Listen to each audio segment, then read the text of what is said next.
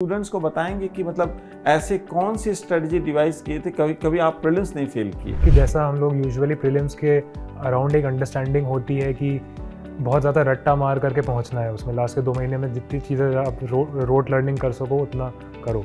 लेकिन सर मुझे लगता है कहीं ना कहीं प्रीलिम्स आपकी एक अंडरस्टैंडिंग का रिफ्लेक्शन है, क्योंकि जिस तरीके के सवाल आप पूछे जा रहे हैं यूपीएससी में, आप ऐसे फैक्ट्स को रट नहीं सकते। आंसर राइटिंग मैं सेकंड नंबर पे प्लेस करूँगा आफ्टर पीवाईक्यूज मेंस के लिए, और आंसर राइटिंग करना बहुत ज़्यादा ज़रूरी है, क्योंकि सिर्फ एक तरीके का कम्युनिकेशन हो सकता है आपका एग्जामिनर से है, और वो है आपकी कॉपीज़ के थ्रू। तो आपका प्रेजेंटेशन एकदम टॉप नॉच का होना चाहिए।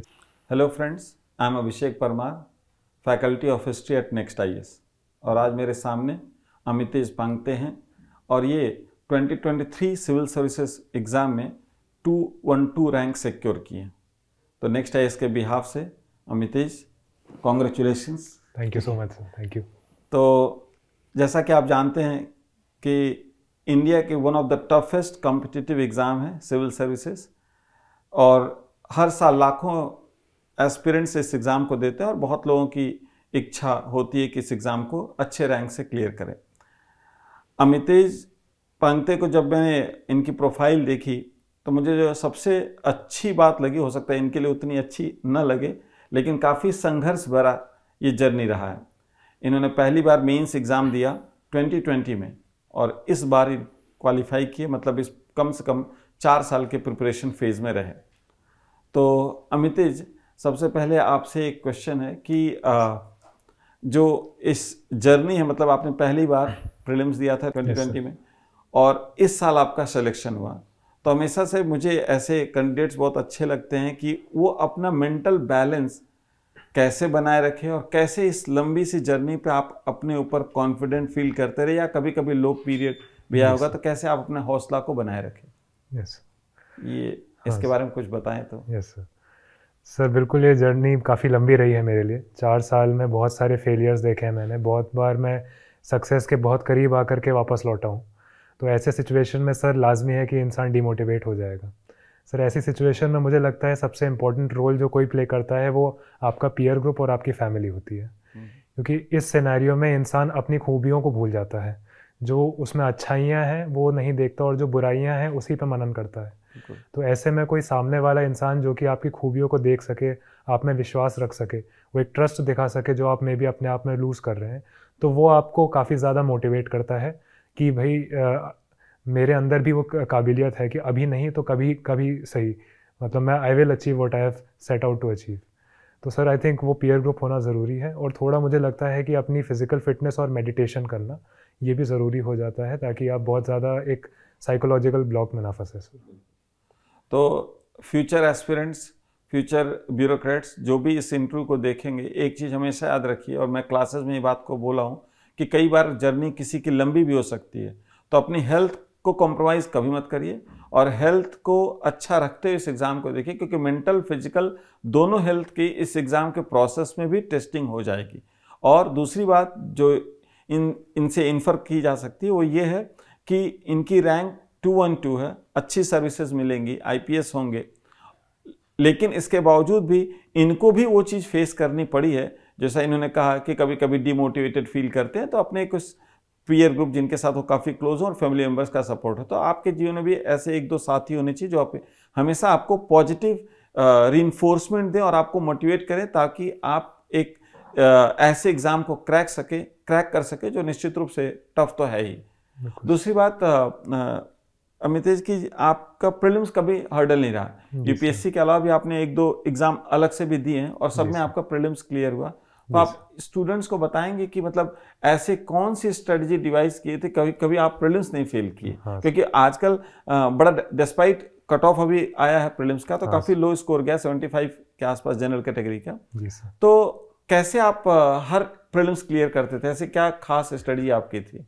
हाँ सर, बिल्कुल सर, प्रीलिम्स मेरे लिए कभी उतना बड़ा हर्डल नहीं रहा है, और मैं उसके लिए मैं ये इस बात पे स्ट्रेस करना चाहूँगा कि जैसा हम लोग यूजुअली प्रीलिम्स के अराउंड एक अंडरस्टैंडिंग होती है कि बहुत ज़्यादा रट्टा मार करके पहुँचना है उसमें, लास्ट के 2 महीने में जितनी चीज़ें आप रोट लर्निंग कर सको उतना करो। लेकिन सर मुझे लगता है कहीं ना कहीं प्रीलिम्स आपकी एक अंडरस्टैंडिंग का रिफ्लेक्शन है, क्योंकि जिस तरीके के सवाल आप पूछे जा रहे हैं यूपीएससी में, आप ऐसे फैक्ट्स को रट नहीं सकते क्योंकि एकदम रैंडम जगह से चीज़ें आ रही हैं। तो उसके लिए थोड़ी सी एक अंडरस्टैंडिंग होनी है जिसको मैं बोलूँगा। जैसे सर फॉर एग्जांपल कई बार ऐसा पूछा जाता है कि कैस्पियन सी के सराउंडिंग कंट्रीज़ कौन सी हैं, या मेडिटेरेनियन सी को बॉर्डर करती हुई कंट्रीज़ कौन सी हैं। तो इसमें आप अब हर किसी सी के अराउंड तो आप नहीं जा सकते और कहें कि सबका याद करें कौन सी कंट्रीज़ हैं। तो उसमें आपको अगर अंडरस्टैंडिंग बिल्ड करनी है तो आप इंटरनेशनल रिलेशन से वो अंडरस्टैंडिंग बिल्ड करिए, या फिर एटलस पढ़ करके वो अंडरस्टैंडिंग बिल्ड करिए। तो सर मैं अंडरस्टैंडिंग बिल्ड करने पे ही मैं एम्फेसिस करना चाहूँगा। उसके अलावा सर कुछ चीज़ें हैं जो मुझे लगता है कि बहुत हाईली रिवॉर्डिंग होती हैं, करनी चाहिए हमें प्रीलिम्स के लिए। वो है सर एटलस को बहुत ज़्यादा फोकस पे रखना चाहिए, क्योंकि कई सारे ऐसे सवाल बन जाते हैं जिसमें आपकी एटलस और जोग्राफिकल अंडरस्टैंडिंग वो हेल्प करती है आपको। सर इसके अलावा मैं कुछ जैसे नेगलेक्टेड टॉपिक्स होते हैं, जैसे कई लोग art and culture, ancient and medieval history, इसको छोड़ के चले जाते हैं। मैं इसकी कभी भी एडवाइस नहीं करूँगा, क्योंकि मैंने जितनी बार भी उनको पढ़ा है मुझे उससे बहुत रिच डिविडेंड्स मिले हैं। सर तो ये चीज़ मैं बताना चाहूँगा। तो ये तो स्टैटिक है, मान लीजिए। जैसे इसी के साथ साथ प्रीलिम्स में कुछ करंट अफेयर्स के भी क्वेश्चन आते हैं, और करंट अफेयर्स तो कुछ प्योर करंट अफेयर्स होते हैं। And I have realize one more thing कि कई सारे डोमेन है, सब्जेक्ट्स हैं, जैसे इकोनॉमी है, पॉलिटी है, उसमें स्टैटिक के साथ मिक्स करके वो करंट मतलब करंट के क्वेश्चन आते हैं। तो उन दोनों को कैसे आप बैलेंस किए? बिल्कुल सर बिल्कुल आप सही बात कह रहे हैं सर, कि अब करंट से ज़्यादा मुझे लगता है कंटेम्प्रेरी अफेयर्स पे ज़्यादा एम्फेसिस हो गया यूपीएससी का, कि जो एकदम ऐसे फैक्चुअल बेस्ड करंट अफेयर्स नहीं, बल्कि जो स्टैटिक से लिंक करके जो करंट अफेयर्स है, जो न्यूज़ काफ़ी समय से चल रही है।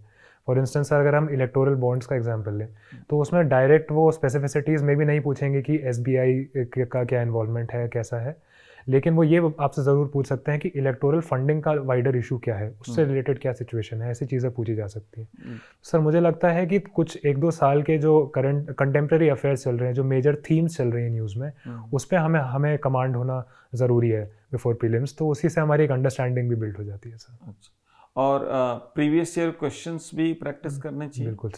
बिल्कुल सर, ये मैं हर बार यही कहता हूँ कि यूपीएससी में PYQ इज़ किंग, कि आप किसी भी स्टेज में आप कर रहे हैं, चाहे आप मेंस है या प्रीलिम्स है, इवन इंटरव्यू में आप पुरानी ट्रांसक्रिप्ट्स पढ़ते हैं, वही आपकी अकेली सोर्स ऑफ गाइडलाइंस है जो आपको फॉलो करनी चाहिए, अपार्ट फ्रॉम द सिलेबस जो मेंस का दिया रहता है सर। बहुत सारे बच्चे के, जैसे मैं पढ़ाते वक्त ये महसूस करता हूँ कि कई लोग बहुत स्ट्रेटजी, बहुत अप्रोच, और ऐसा भी महसूस किया है कि जैसे उनको लगता है कि कुछ बहुत अलग सा इनोवेटिव अप्रोच रखते हैं जो बच्चे सेलेक्ट होते हैं। लेकिन मुझे जहाँ तक लगता है कि वो अपनी स्ट्रेटजी बस वो गाइडेड मिसाइल की तरह होती है, क्योंकि किसी भी एग्जाम को समझने के लिए उसके नेचर ऑफ क्वेश्चंस को, प्रीवियस ईयर में जैसे क्वेश्चंस आए, वो अपने आप में काफी हद तक इंडिकेट कर देंगे कि आपको किस डायरेक्शन में पढ़ना चाहिए। तो प्रीवियस ईयर क्वेश्चन, जैसा आपने बोला कि previous year questions are king, no doubt. मैं बच्चों से भी इसलिए रिक्वेस्ट करूंगा कि जब भी आप प्रिपरेशन करने जाएं, the moment you are thinking of going for this preparation, you should go for at least 7-8 years of previous year question analysis. Definitely, because they are like a torch. बिल्कुल, they will guide you, they will light on those areas where you can give importance. बिल्कुल sir. और अच्छा, इतना लंबा या बड़ा syllabus है, तो आप मतलब आप फ्री हैं, आप ये चाहेंगे एडवाइस देना कि कुछ, जैसे कई बच्चे कहते हैं कि सर ये छोड़ दें, मतलब मैं पर्सनली तो बहुत ज़्यादा नहीं छोड़ने में बिलीव करता, लेकिन आप चूंकि सक्सेसफुल कैंडिडेट है, तो आप ये चाहेंगे कि क्या कुछ बच्चे छोड़ के भी जा सकते हैं, या पूरा पढ़ना है सिलेबस जो भी आ रहा है? नहीं सर, इस बात की तो मैं कभी भी एडवाइस किसी भी इंसान को नहीं दूंगा जो इस जर्नी में आ रहा है कि कुछ छोड़ने का कोई स्कोप नहीं है, कोई स्कोप जो भी सिलेबस में है, या जिससे भी कोई चीज इंडिकेशन आती है कि ये प्रीवियस ईयर क्वेश्चंस में आए हैं, वैसे वैसे एरिया को टच किया, तो वो पढ़ना है। छोड़ने का कोई स्कोप नहीं हमारे एग्जाम। ये यूनिवर्सिटी एग्जाम की तरह नहीं कि लास्ट में कुछ पढ़ लिया कुछ छोड़ लिया, उस तरह से नहीं है, कॉम्प्रिहेंसिव सर। बिल्कुल सर, क्योंकि इतना तगड़ा कंपटीशन है, ऐसे ऐसे लोग इसकी तैयारी कर रहे होते हैं कि अगर आप कुछ छोड़ के जा रहे हैं तो आप ऑलरेडी आप रेस से बाहर हो जाते हैं। तो सर मैं यही कहना चाहूँगा कि कुछ भी जो दिया हुआ है, जैसा आपने सर बोला PYQs में आया हुआ है, उससे रिलेटेड कुछ भी छोड़ना इज सुसाइड सर, मैं यही बोलूँगा। तो इस बार भी जो लोग बच्चे प्रीलिम्स दे रहे हैं, प्लीज़ कोशिश कीजिएगा कि सारा सिलेबस कवर हो और PYQ आप अच्छे से प्रैक्टिस करें। थर्ड थिंग अमितेश, की आपने जो भी 4 मेंस दिए, ये 4th अटेम्प्ट था। और शुरू में आपके 2 अटेम्प्ट आपके अपने बीटेक सब्जेक्ट मतलब इलेक्ट्रिकल इंजीनियरिंग था। तो आपको कब लगा कि आप इलेक्ट्रिकल इंजीनियरिंग के ऑप्शनल को छोड़ के आप स्विच ओवर किए सोशियोलॉजी? तो how did you decide first of all about your optional, मतलब पहले ही आपने इलेक्ट्रिकल इंजीनियरिंग ऑप्शनल चुना ही क्यों, और किन कारणों से आपने वो चेंज किया बीच में, और सोशियोलॉजी ऑप्शनल आपने चुना तो उसके पीछे क्या, मतलब the whole idea is to ask about कि how did you decide about optional and why did you shift to sociology और ह्यूमैनिटीज ऑप्शनल। बिल्कुल सर। सर बिल्कुल, ये सर एक बहुत important step in the journey है कि आप सही तरीके का अपना ऑप्शनल चूज़ करें, क्योंकि जैसी मेरी जर्नी बताती है कि ऑप्शनल अगर आप गलत चूज़ करते हैं तो आपको ज़्यादा टाइम लगने के चांसेस बढ़ जाते हैं, आपको स्विच करना पड़ेगा बीच में। तो सर जब मैंने इनिशियली अपना इलेक्ट्रिकल इंजीनियरिंग चूज़ करा था तो मेरा ये अंडरस्टैंडिंग थी कि मैं ऑलरेडी 4 साल से उसको पढ़ रहा हूँ, और उस समय तक ऐसे पेपर्स भी आते थे जो कि बहुत ज़्यादा डिफ़िकल्ट मुझे नहीं लग रहे थे देखने में। बट वहीं पे कहीं ना कहीं मेरा एक ओवर कॉन्फिडेंस आ गया कि अच्छे कॉलेज से करी है इंजीनियरिंग और 4 साल से कर रहे हैं, CGPA भी बुरा नहीं है, तो सर वो एक कॉन्फिडेंस आ गया कि अब ये है तो ये भी निकाल लेंगे। तो लेकिन सर इसमें बात ये आ जाती है कि आपको इस एग्ज़ाम में आइडियलिज्म में बहुत ज़्यादा विश्वास नहीं करना चाहिए जितना मेरी अंडरस्टैंडिंग है। जिस चीज़ का कंटेंट काफ़ी अच्छे से अवेलेबल है, गाइडेंस काफ़ी अच्छे से अवेलेबल है, और आपको थोड़ा सा इंटरेस्ट आ रहा है उसकी तरफ, मेरे हिसाब से उसको चूज़ करें। सर इलेक्ट्रिकल इंजीनियरिंग का जब मैंने सेकंड अटैम्प्ट दिया, जब मैं तैयारी कर रहा था उसकी मेंस की, उस साल सर कोविड की वजह से डिले हो गया था, तो जनवरी के अराउंड मेंस हुआ था 2022 में। तो सर उसके दिसंबर के अराउंड मुझे समझ आ गया था कि ये मैं इससे ज़्यादा नहीं पढ़ सकता इलेक्ट्रिकल, क्योंकि इलेक्ट्रिकल का इतना वास्ट सिलेबस होता है, और हर इंजीनियरिंग ऑप्शनल और इवन मैथ्स का भी बहुत ज़्यादा वास्ट सिलेबस होता है। तो मुझे ये लगता है कि उसकी वजह से GS थोड़ा सा कॉम्प्रोमाइज़ हो रहा था मेरा। अच्छा। तो उस समय मुझे अंडरस्टैंडिंग हुई कि नहीं, अब ये मैं दे देता हूँ इससे, क्योंकि यहाँ तक आया हूँ।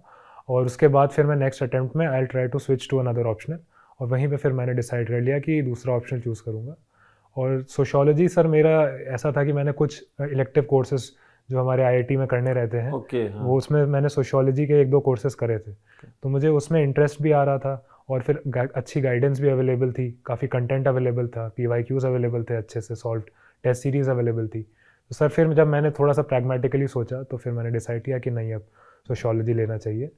तो सर अगर मैं कहूँ समराइज़ करके तो बस इतना है सर कि मेरे हिसाब से गाइडेंस, कंटेंट और आपका थोड़ा सा इंटरेस्ट उस डायरेक्शन में होना चाहिए। बहुत ज़्यादा आइडियलिज्म में मेरे हिसाब से चूज़ नहीं करना चाहिए ऑप्शंस।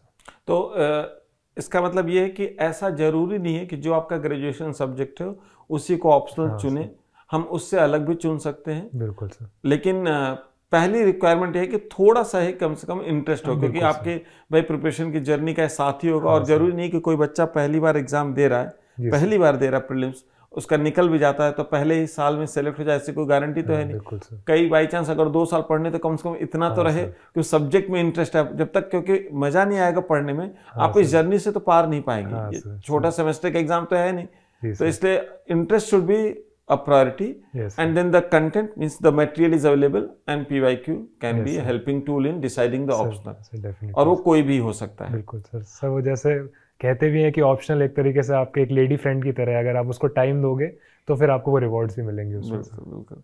और कितनी इम्पोर्टेंस है मेंस के लेवल पे आंसर राइटिंग की, कि कितनी प्रैक्टिस करनी चाहिए, मतलब वीकली बेसिस पे, क्या वीक में 2 दिन, या मतलब आप कैसे आंसर राइटिंग को इवॉल्व किए, या कोई टेस्ट सीरीज ज्वाइन करना चाहिए ताकि कुछ एक्सटर्नल फोर्सेस भी रहेंगे लिखने के लिए, मोटिवेट करते रहेंगे तो बच्चे को भी लगता है कि नहीं रूटीन बना हुआ है। बिल्कुल सर।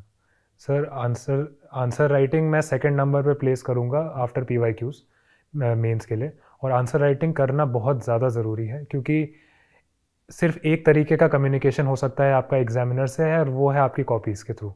तो आपका प्रेजेंटेशन एकदम टॉप नॉच का होना चाहिए, चाहे आपका कंटेंट में भी थोड़ा सा अगर आप नहीं भी पढ़ के जा पा रहे हैं तो कोई इशू नहीं है, लेकिन आपका प्रेजेंटेशन बहुत ज़रूरी है कि ऐसा हो जाए कि आप इतने प्रेशर सिचुएशन में, सब लोग साथ में बैठ करके लिख रहे होते हैं मेंस का पेपर, उतनी प्रेशर सिचुएशन में आप अच्छे डिसेंट लेवल का प्रेजेंटेशन वहाँ पर हर क्वेश्चन में दे करके आ पाए। तो उसके लिए सर एक तरीके का आपको इतने ज़्यादा टेस्ट्स लिखने पड़ते हैं कि आपके सबकॉन्शियस माइंड में वो घुस जाए कि भैया ऐसा सवाल आएगा तो मैं इस तरीके से प्रेजेंट करूँगा। तो सर उसके लिए टेस्ट सीरीज़ लेना बहुत ज़्यादा ज़रूरी है, क्योंकि टेस्ट सीरीज़ के थ्रू ही आपकी प्रिपरेशन भी होती है। आप उस शेड्यूल के अकॉर्डिंग आप अपनी पढ़ाई शेड्यूल कर सकते हैं, फिर टेस्ट दीजिए, उससे एनालिसिस मिलेगा, फीडबैक मिलेगा, अच्छे मेंटर्स से आप उसका फीडबैक लीजिए, इम्प्रूव करिए अपना प्रेजेंटेशन। और मैं तो सर हाईली रिकमेंड करूँगा बोथ टेस्ट सीरीज़ और जो डेली आंसर राइटिंग प्रोग्राम्स भी अब काफ़ी जगह शुरू होने लगे हैं, मैं दोनों चीज़ रिकमेंड करूँगा सर। और इसका मतलब आप ये कहना चाह रहे हैं इतना टेस्ट, क्योंकि मुझे लगता है कि मेंस का जब एग्जाम कोई बच्चा देने जा रहा है तो इतना स्कोप ही नहीं रखता कि आप बहुत ज़्यादा सोचें और फिर लिखें। हाँ, मतलब इतनी रिपीटेटिव एक्सरसाइज घर पे ही हो जानी चाहिए कि the moment you get a question and with in fraction of second you can get a answer regarding that, आपके पास वो आइडिया आनी चाहिए और वो लिख लिख करके प्रैक्टिस करके ही हो पाएगी। बिल्कुल। और तो मेंस के लेवल पे जो आप आंसर लिखने जाते हैं तो उसमें भी प्रीवियस क्वेश्चंस को हमको इंक्लूड करना चाहिए कि कहीं के टेस्ट सीरीज के क्वेश्चंस ही होने चाहिए, या पिछले 5 साल के हम प्रीवियस क्वेश्चंस के आंसर भी लिख के एक बार प्रैक्टिस कर लेना चाहिए। सर बिल्कुल सर, PYQs इसमें भी किंग है, इसमें भी इनका रोल सबसे ज़्यादा इंपॉर्टेंट है, क्योंकि वो आपको बताएंगे किस तरीके से सवाल पूछे जा रहे हैं। सिलेबस तो हमें पता है, लेकिन किस तरीके से उस सिलेबस से सवाल पूछे जा रहे हैं वो हमें PYQs ही बता सकते हैं, मेंस प्रीवियस ईयर के मेंस का। और सर टेस्ट सीरीज़ भी इंपॉर्टेंट है, मैं ये नहीं कहूँगा इसमें कि टेस्ट सीरीज़ इंपॉर्टेंट नहीं है, क्योंकि काफ़ी सारे टेस्ट सीरीज़ में भी ऐसे सवाल आते हैं उन्हीं थीम्स पे जो कि आपको सोचने पे मजबूर करते हैं, आपकी प्रेजेंटेशन को इम्प्रूव करवाते हैं। तो सर मैं दोनों चीज़ बोलूँगा, but PYQs definitely sir are very important. अच्छा, my next question is regarding newspaper. Yes sir. आप पर्सनली अपनी तरफ से कोई न्यूज़पेपर रिकमेंड करेंगे बच्चों को जिसको पढ़ना चाहिए? सर मैंने दोनों ही पढ़े। आपकी इंडिविजुअल चॉइस कोई है? हाँ सर अभी तक तो मैं इंडियन एक्सप्रेस पे को ही ज़्यादा मैंने टाइम दिया है, बट मैं पहले हिंदू भी पढ़ता था, तो मुझे बहुत ज़्यादा कोई ऐसा डिफरेंस नहीं लगता है। अब मैंने कुछ और न्यूज़पेपर जैसे लाइव मिंट वगैरह भी पढ़ने शुरू करें, बट मैं अभी जो लोग स्टार्ट कर रहे हैं उनको नहीं रिकमेंड करूँगा कि इसमें जाए। वो मे बी जो लोग इंटरव्यू की तैयारी कर रहे हैं उनके लिए वहाँ पर इंपॉर्टेंट हो जाता है कुछ उसके आर्टिकल्स। बट सर मैं रिकमेंड करूँगा एक न्यूज़पेपर तो आपको लग करके पढ़ना ही है, मैंडेटरी है। उसमें वो भी नहीं कि आप कहीं से उसकी मतलब वो जो एनालिसिस आने लगी है, आप मेरे हिसाब से तो आपको वो पढ़ना ज़रूरी है, एडिटोरियल पढ़ने भी ज़रूरी है, क्योंकि वो आपका सबकॉन्शियसली आपका कमांड ओवर लैंग्वेज इंप्रूव कर देता है, जो कि आपका आंसर राइटिंग में भी उसको कंट्रीब्यूट करता है। और बहुत सारे केस स्टडीज एग्जांपल्स का सोर्स रहता है सर न्यूज़पेपर, और वो बहुत अच्छा लगता है जब एक आंसर में एक रीसेंट केस स्टडी किसी ने डाल रखी होगी सर। मतलब despite all the material content available in the market, but newspaper can not be replaced, उसकी हैबिट होनी चाहिए पढ़ने की। बिल्कुल हैबिट होनी चाहिए। तो क्या नोट्स भी बनाने चाहिए न्यूज़पेपर से, मतलब या फिर अंडरलाइन करके कुछ कट कर ले, मतलब कैसे आपने कैसे किया होगा न्यूज़पेपर पढ़ के? या सिर्फ पढ़ लेते थे, कैसे करते थे आप इसको? सर मैं डायरी में मैं तो नोट्स बनाया करता था। अच्छा। मैं पूरा न्यूज़पेपर के नोट्स नहीं बनाता था, कुछ अगर मुझे इंटरेस्टिंग लग रहा है तो मैं क्या करता था कि कोई टॉपिक अगर जैसे मुझे कोई एग्जांपल मिला तो मैं वो एग्जांपल लिखता था और उसके नीचे मैं लिख देता था मैं कहाँ पे यूज़ करने वाला हूँ इसको। कि GS2 में मैं मान लीजिए गवर्नेंस में as a case study use करने वाला हूँ, या फिर GS1 में अगर सोसाइटी से रिलेटेड कोई एक अच्छी इंसाइट आ गई, अच्छा एग्जाम्पल आ गया, तो मैं वैसे करके सर मैं बनाया करता था। ऐसा ज़रूरी नहीं है कि आप हर न्यूज़पेपर के सारे पूरे पढ़ के हर टॉपिक के नोट्स बनाएं, बिल्कुल ज़रूरी नहीं है।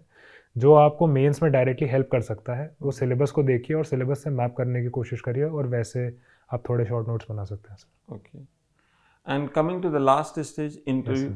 सो what are the dos and don'ts regarding interview? How a person should carry himself in the interview? Sir मुझे लगता है कॉन्फिडेंस सबसे इंपॉर्टेंट होता है इंटरव्यू में, और वो कॉन्फिडेंस आने के लिए आपकी डैफ बहुत अच्छे से प्रिपेयर्ड होनी चाहिए। कि इंटरव्यू हम कह देते हैं but it is more of a personality test UPSC में। तो आपकी पर्सनालिटी और आपके जो कैरेक्टर वैल्यूज़ हैं, एट्रीब्यूट्स हैं, उसकी आपको अंडरस्टैंडिंग होनी चाहिए, वो आपको कॉन्फिडेंस देगा। और आपकी जो हॉबीज़ हैं, आपके जो अचीवमेंट्स हैं जो आपके डैफ में मैंशनड है, उसको आप बहुत अच्छे से प्रिपेयर करके जाइए।